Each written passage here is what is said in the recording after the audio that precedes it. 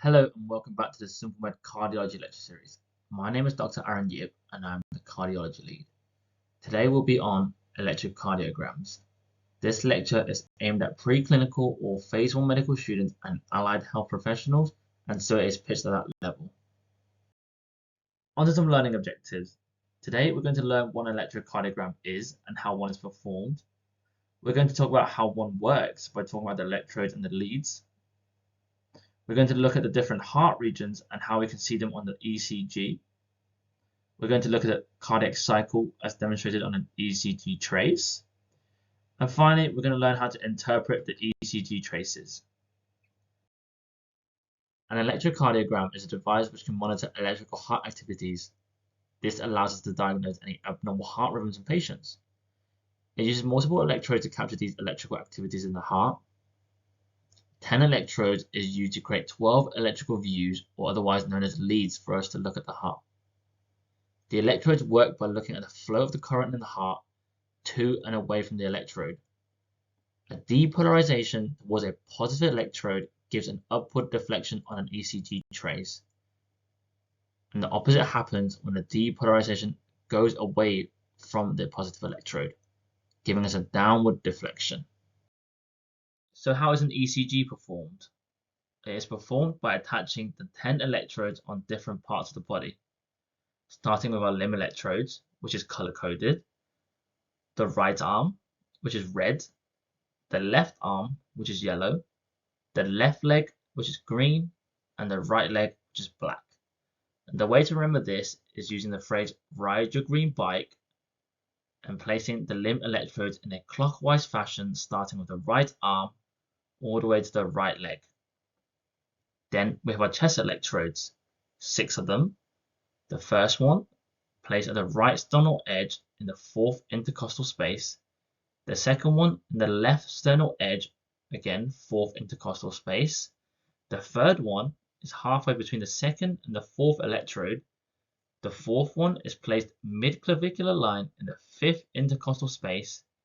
And the 5th electrode is found halfway between the 4th and the 6th electrode.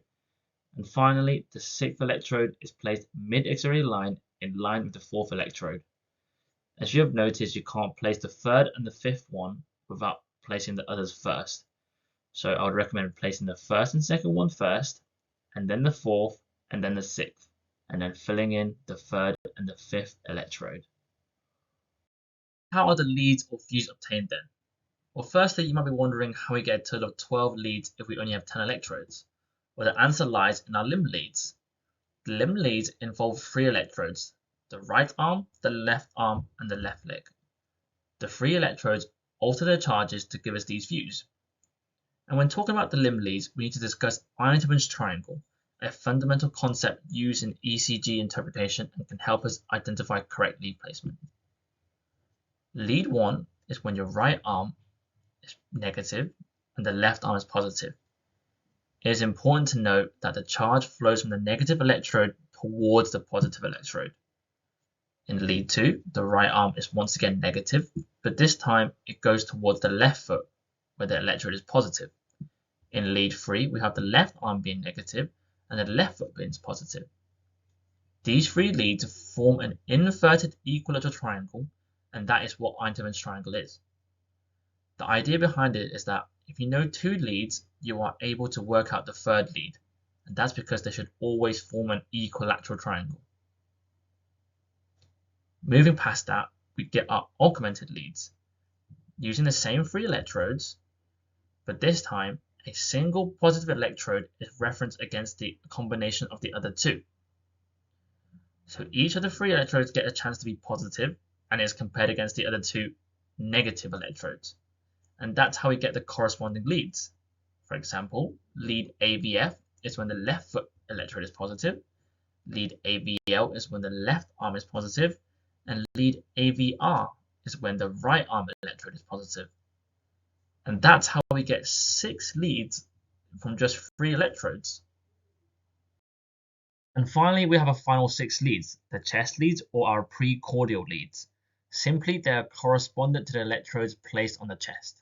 So we have V1 to V6 leads. The image depicts all 12 leads in relation to the heart, and we can also see the different angles of orientation of the limb leads. Lead 1 is noted to have a 0-degree angle of orientation to the heart. These angles come in handy when we need to determine the cardiac axis.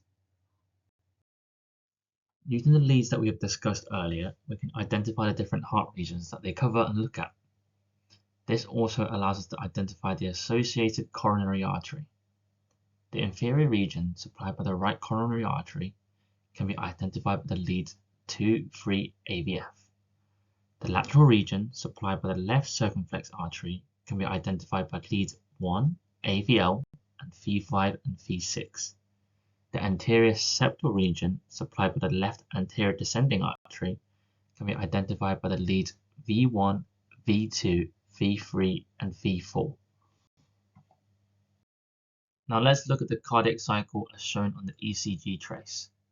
The lead we typically look at is lead 2, because if you can remember from the previous picture, which showed the leads in relation to the heart, most of the heart's electrical activity flowed towards lead 2.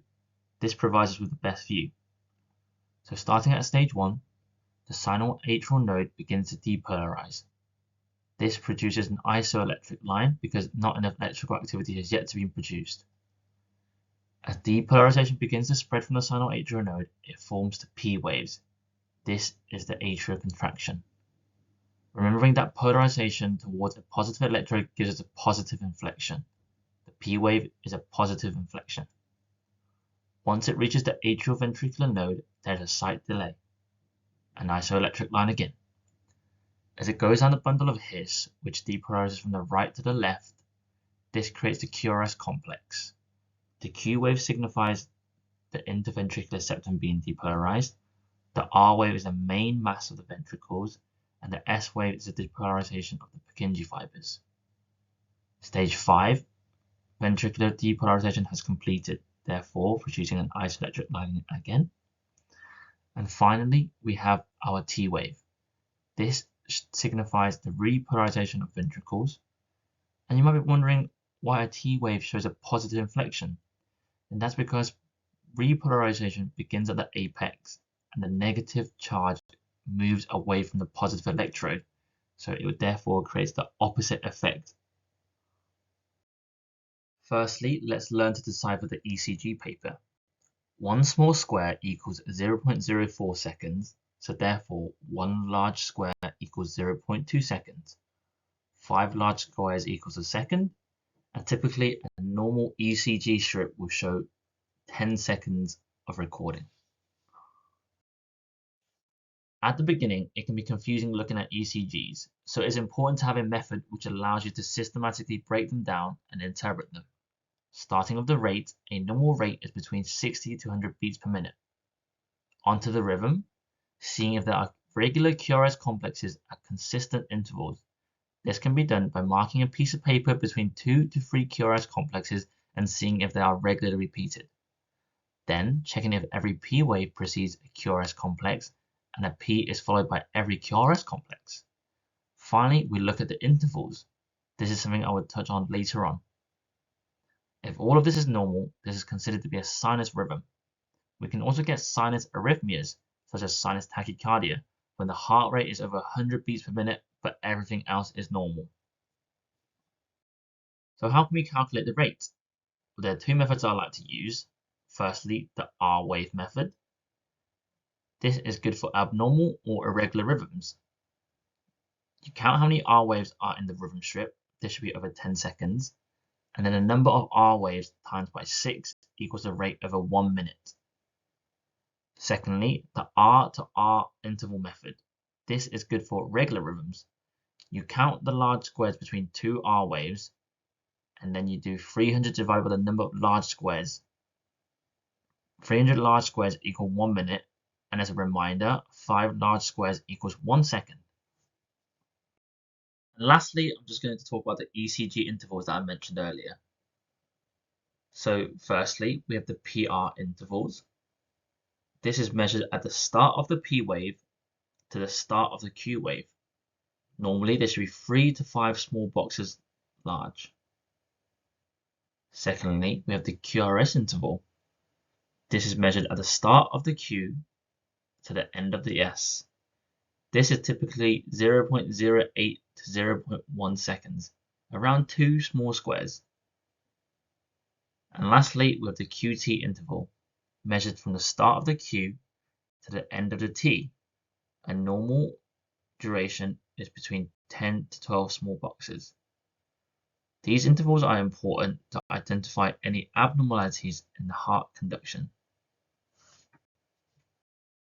To conclude, this lecture went through the basics of ECG, laying down foundations for us to develop in the future lectures. To summarize the key points, we looked at what an electrocardiogram is and how it is performed. We looked at the different leads and how they are formed. We looked at how to look at different heart regions by looking at the corresponding leads. We looked at the cardiac cycle as demonstrated on an ECG trace, talking about the P waves, the QRS complexes, and the T waves. We also looked at a method to systematically break down an ECG trace and learn how to determine if an ECG is a normal sinus rhythm. That is the end of this lecture. Be sure to check out simplemed.co.uk for hundreds of free articles, thousands of free questions, and any supportive questions you might need.